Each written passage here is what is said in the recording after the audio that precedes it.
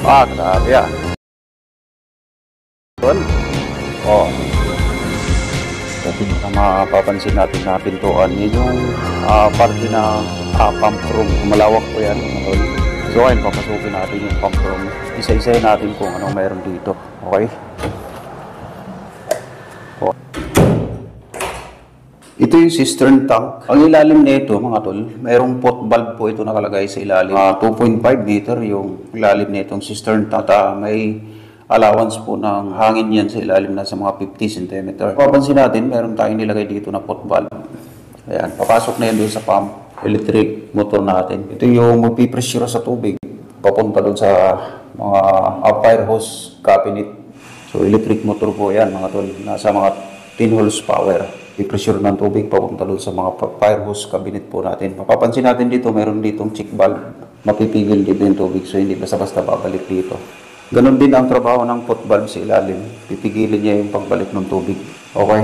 At meron tayong main gate valve dito. Bubuksan lang to para makawala yung tubig pupunta sa taas. Dito naman nakalagay yung pressure gauge. Dito natin makikita kung gaano nakalakas tong tubig na pumapasok diyan sa mga linya natin. At pressure switch. So ito yung kung saan mag-o-on. Mag-o-automatic po ito ng paandarin niya yung motor. So dito yan sa pressure switch. Okay, ito yung fire pump controller natin. Nandito na lahat yung mga push button. At yung sa fire alarm control panel, nandito na nakalagay. Meron tayong mga smoke detector. Ito yung para pag nagkaroon ng usok, mag-i-indicate itong mga smoke detector natin para mag-a-alarm yung mga nakapwesto natin ng mga alarm dito sa bawat floor. So dito yan magkukontrol mga tol. Okay. Bali apat ito na fire alarm. Ayan. Nakapwesto po yan sa bawat floor. Yung bawat isa dyan. So ito yung fire alarm control panel po natin. So ito yung cistern tank natin. Meron po itong lalim na 2.5 meters. Mapapansin natin dito mayroong hangin siya na allowance ng hangin na 0.5 meter. Okay? So, 50 cm pinaka-allowance ng hangin. So, yung lalim ng tubig talaga, nasa mga 2 meters. So, ganun karami yung tubig dyan. At ang sukat nito, mayroon itong sukat na 3.5 by 3.5 meters. At yung lalim niya ay 2.5 meters. Okay? Yun may kumpleto na ng pundo ng tubig. Doon nakapwesto sa ilalim yung pinaka-foot valve po natin. 1.8 meters yung pwesto ng foot valve. Okay? Ayan lang yung pinaka-sit-up mga tol. Ayan. Fire alarm control panel at yung fire pump controller. So magkatabi lang po yan. Motor natin nasa baba. So magulan dito yung tubig, aakyat po yan. I-pressure po yan dito sa motor natin papunta sa taas. Punta sa mga linya natin hanggang doon sa mga fire hose cabinet. Okay. So ang gagawin natin ngayon, realign natin yung mga linya bago natin iti-testing ulit mga tol. May tagas doon ba ito? Okay, kailangan natin ilabas yan dito. Ang gagawin natin ba, na lang tayo, fabricate na lang tayo ng angle bar dito. Bibris na lang natin angle bar.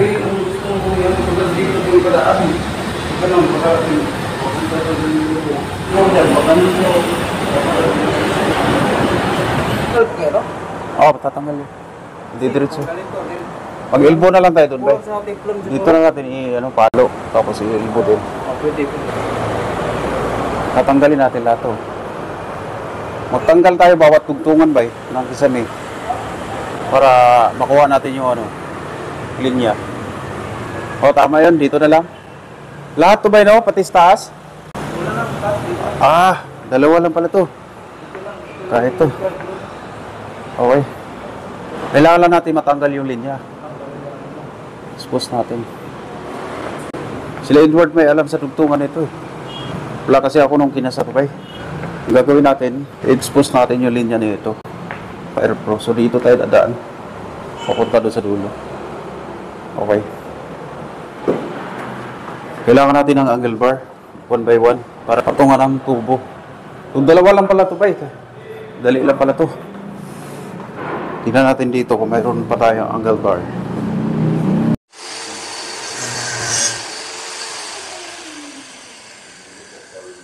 Westward. Kaya pa? Power! Wala, grabe, tumakas na. Pundo tubig. Puro kalawang.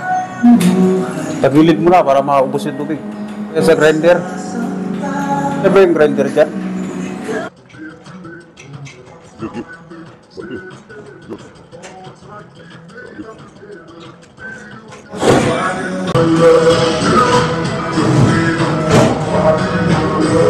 Ay, patama na.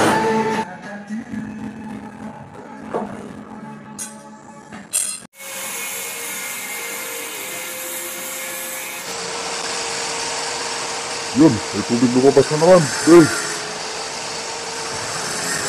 Ako pumasok sa grinder.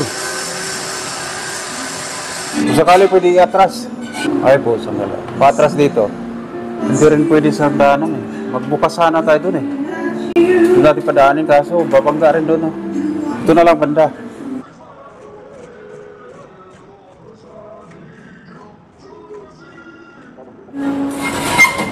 Kaya ko sa word ha?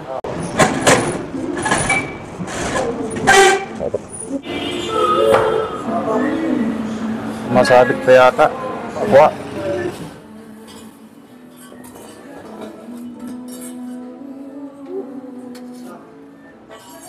Tawag nung ano na yun? Straw lang, bro. Straw lang pang tali? Yung panali lang. Ay po, samgala. Hindi yung mga straw. Pero huwag yung ano, straw ng pang soft drinks. Malambot lang. Pero, Ay, ganyan lang pala eh. kaso yung hindi siya ganito po na straw, yung isa, yung may mga kulay-kulay. Yung ganda kasi yung malambot. Ito matigas ito eh. Yung ganito lang mas lang. Sige, pabili lang tayo. 20. Alin yung bracket? Okay, buta lang tayo dyan po, napababa. Oo. Pwede naman natin ipatong muna dito. Tao sa kabraketan. Baka ka mag-elbow dito? Hindi. Magpula dito yung elbow mo. Dito ka bumaba. Tapos yun na yung pipinahan natin doon. Elbow lang isa dito, pupunta doon. Dito lang may elbow. Dalawa? Balik isang isang elbow. Titi mo muna to. Pababa. Tapos saka mag-elbow. Pipinahin yan. Punta doon. Yan T na yan. Ililipat lang yan doon. Tapos saka elbow. Tapos yun, papalitan natin ng elbow. Kaya kailangan din baklasin pala yan. Hindi kayo makalagay ng elbow pag di baklasin. Ay, lalabas na yung tubo natin dito. Parang dito na lalabas. Diyan. I-expose na dyan. Kaya alam ko dito na lalabas. Tapos dito, makalabas na rin. Labas na rin yan. Yes, iba. Yung mga tagas yan wala. Hindi ko lang alam. Wala nang takas dyan. Nandun lang daw. Dito lang. Di ba magbuksan to? Sarado. Yan! Susi! Kwarto! Kwarto! Sige na. Ibali. Sigurado para din ko balik-balik mo ngayon. Tulo eh. Press mo to? Ito yata eh. Press here. Wala pang ilaw? Wala naman siguro dyan? Wala. Ang init dito kung wala aircon. May lead bolt dito para sa support.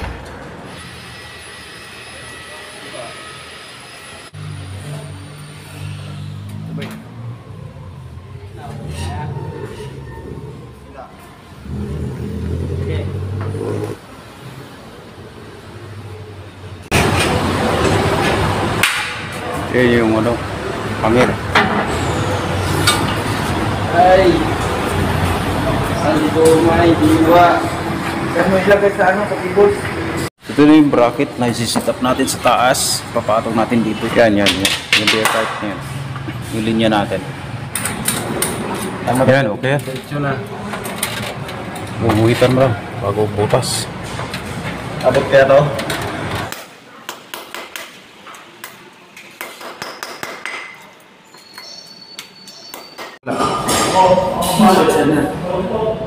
Patuloyin mo kumpare ko. Saglit. Tinilis lang niya yung ano. Okay, kuna natin. Huwag niyo lang sa akin sa biga ha. Sige. Richard dito. Angat. Huwag mo lang isagi. Richard. Yan lang muna sa baba. Patong na. Yan sa may aircon. Elbow na lang natin dito yan. Sige pa tong. Ayun o. Sige, pretsin doon. Naka-expose na yan dyan. Kapatong doon sa ano.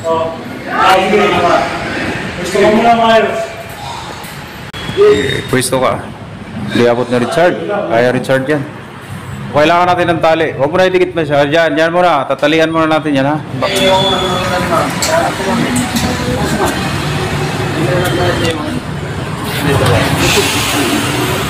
Sila na tabi baby siya. Oo, kahit dyan. Ito. Kaya, siguro gitna mo na lang dyan sa ano. Meron. Hindi nga ilan yung nagkakot. Oo. Diyan yan idudugtong sa part na yan. Hanggang doon sa may dulo. Sa may kanto mismo ng poste. So, paliko naman yan doon sa may fire hose cabinet. Kaya tagalan yan. Hello? Ba?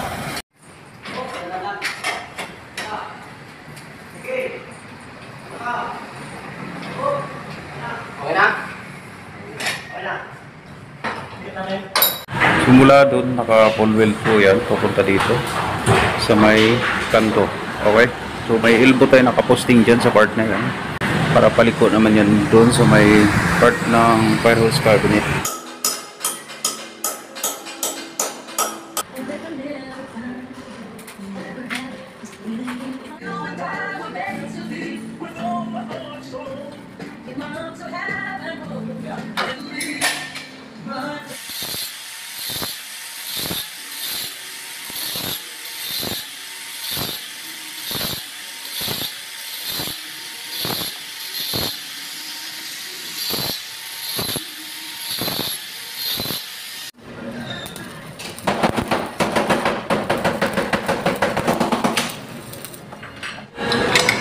Isusi dito. So last na to. Fire hose cabinet. Last na fire hose cabinet na to. Ito yung fire alarm. Sakto lang oh. Umubra ng konti pero kaya na yan. Ito kasi mula sa third floor to mga tol. Ayan. Part na yan. I-arrange mo na rin to ito. Kaya na ba yan?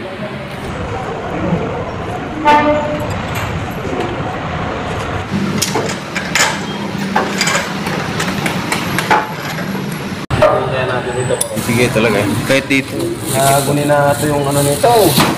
Fire hose cabinet po natin. Merong nylon hose. 50 liters. At female threaded coupling po yan. At yung ball, then yung control gate valve dito. Pwede natin patayin dito to mga tol pag kailangan patayin ano. I-off natin yan. Okay. Yun yung laman ng fire hose cabinet po natin. Yung last na linya natin dito sa part ng sikam. Patayin din sa dulo. Okay, so meron pa tayong gagawin sa part na yan. Papunta naman dito sa fire hose cabinet.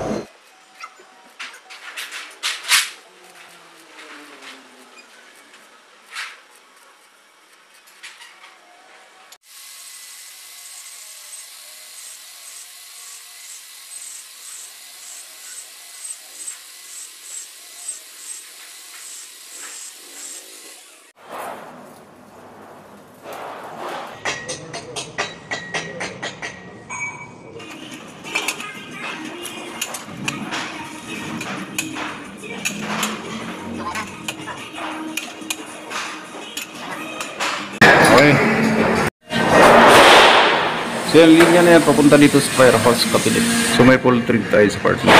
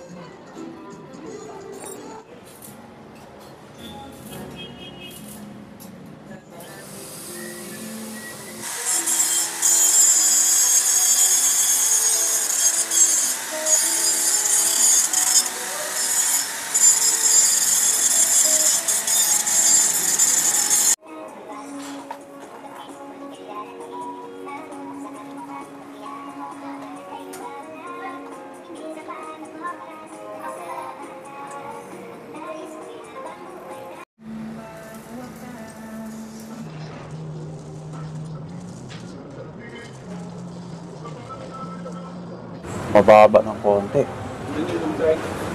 Meron na tayo pang lock. Okay, naka-establish na yun papunta dito. Diyan sa part na yan, may fire hose cabinet din. Dito sa part na harap. Okay. Yan. So yan, pag nagkaroon ng sunog, bubuksan lang yung fire hose cabinet. Dadalhin dito yung hose. Ganun din doon sa part ng dulo. So dalawa yung fire hose cabinet dito. Sura sa part ng taas. Magkaparehas lang yan doon. Ayan. Okay. Sa fourth floor, meron tayong fire hose cabinet, dalawa dito, no? Dun sa part ng dulo at meron din dito sa part ng hagdanan. Yung fourth floor. Dito sa part na to, ito yung fire exit. Yan. Yan, nakapipos yan. Yan, tingnan natin. Kung ubra. Baka apoy ang lalabas, ha? Control cam.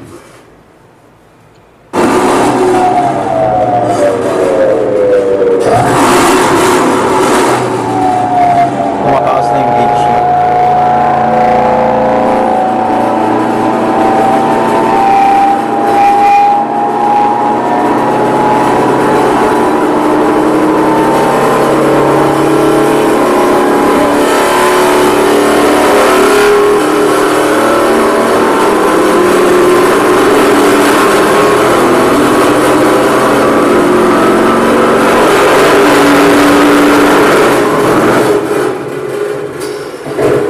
So, 60.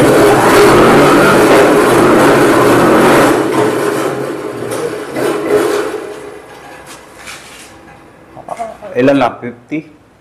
Hindi, wala. Yung... Ay, tagas. Malakas. Lakas. Baka naka-open doon ako nung tayo sa bilit. Ay, patay tayo. Bay, tingnan mo nga doon sa taas, bay. Baka naka-open. Ha? Ako ka? Tutok yung taon sa basa doon ng kristal. Sabi.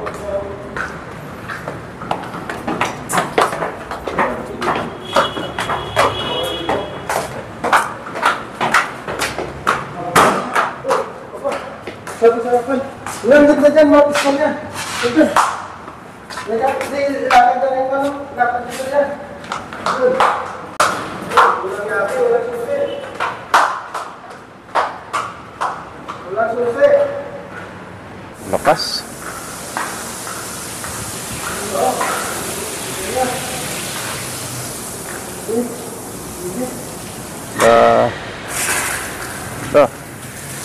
Sarap maligo dyan, Maya.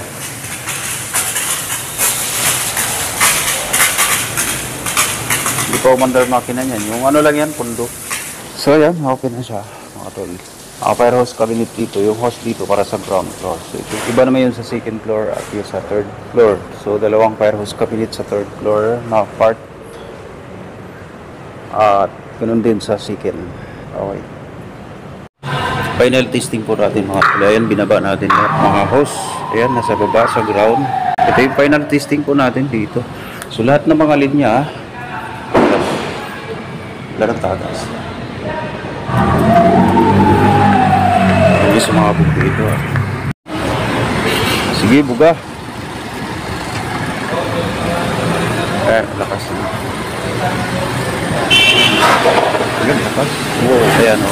Lakas. Lumabas yung unang yaro.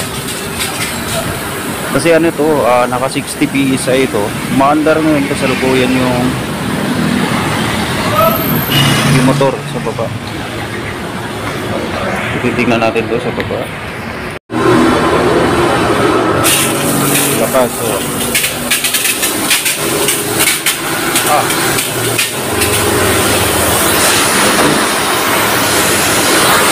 Nakakatanggal ng buhok yan.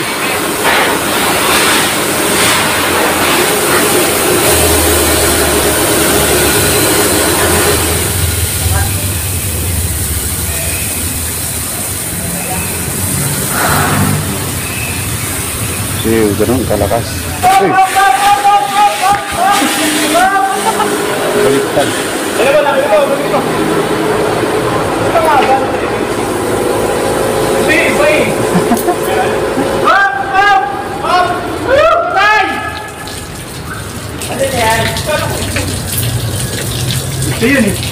mapalo ako eh. Muntik na ako mapalo eh. Mahaba to eh.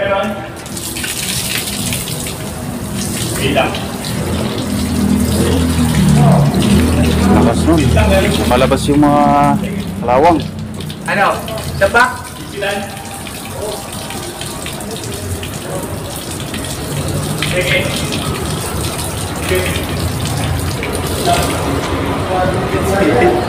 na to, bigyan ano. Hindi, yung ano to. Yung mga kalawang sa yan sa last na yun dyan sa second floor. Lahat po yan mga tol hanggang fourth. Yeah. Dito yan sa part ng harap ng kapwisto. So last na yan. Titisting natin dito. What ako ba niya? Pinipicturan mo lang. Pinicturan lahat. Natansik sa'yo po lang. Okay. Lakas na. Hindi, bubuksan tayo. Yan yung pumalo kanina. Wala kalakas. Okay.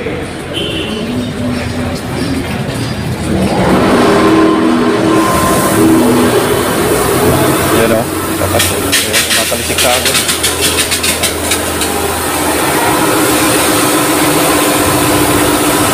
Lakas.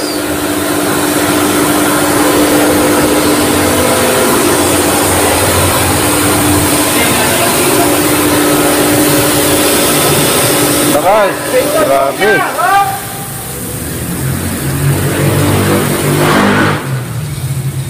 Alinig mo lang yung kanino. Ito lang dito sa second floor. Sabihan. Apa.